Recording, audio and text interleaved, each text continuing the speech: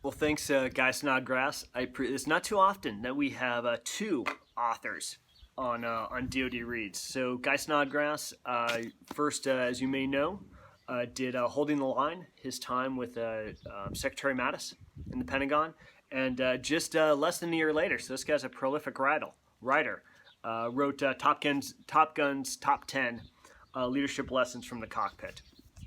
And man, I tell you what, when I opened this book, saw the picture, first thing I did, smelled it, could smell a little JP5 on it. So man, this brings back definitely some memories of working on the flight deck, and man, smelling that fuel, that JP5 fuel, and having that get in everything, every piece of clothing you have, just smells like jet fuel.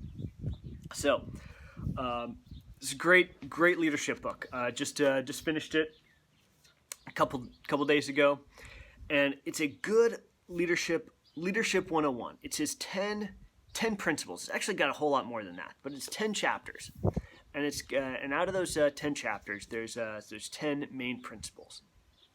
And the way he does it is he's got stories, leadership stories that then flow into the principles. So it's one thing just giving somebody a list of principles and saying, hey, do this, don't do this, this is what I learned.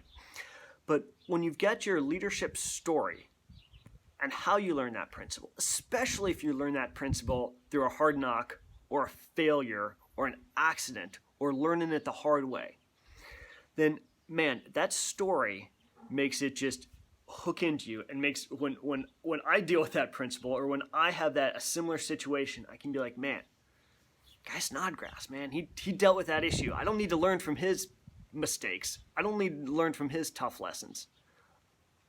I can let him do the learning for me. And come to think of it, I think his boss, General Mattis, said something like that in his virtual email. We've been fighting wars for 5,000 years. There's no reason to relearn all the lessons again. You can pick up a book like Guy's book. Or many other leadership books, and learn the lessons that they've so hard won lessons that they've won. So this book, it's a great leadership book, and definitely relevant to somebody just joining the military, just coming into the academy, just going through ROTC or going through the first command, or somebody in a much senior level. The former CO of a ship, or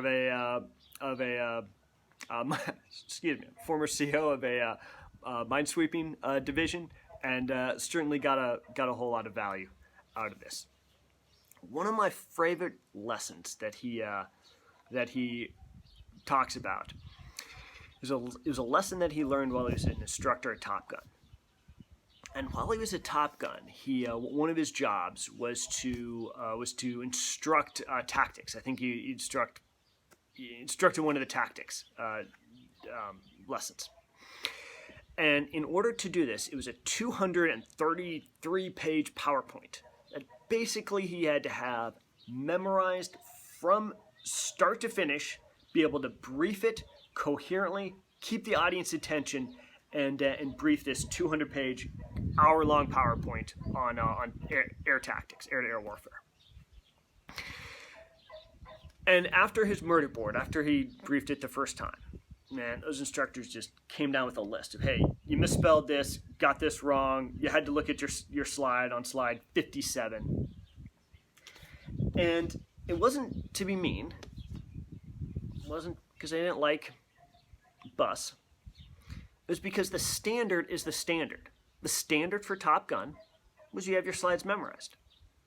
Now, if you don't like that standard, don't be an instructor at Top Gun. Don't like that standard, don't be pilot. Don't like that standard, go somewhere else. But if you want to meet the standard of Top Gun, you have to have your slides memorized. The standard was the standard. And man, that is such a relevant lesson, no matter where you are. Whether you're flying a Top Gun, whether you're an EOD tech, whether you're a surface warfare sailor, or whether you're in any type of organization.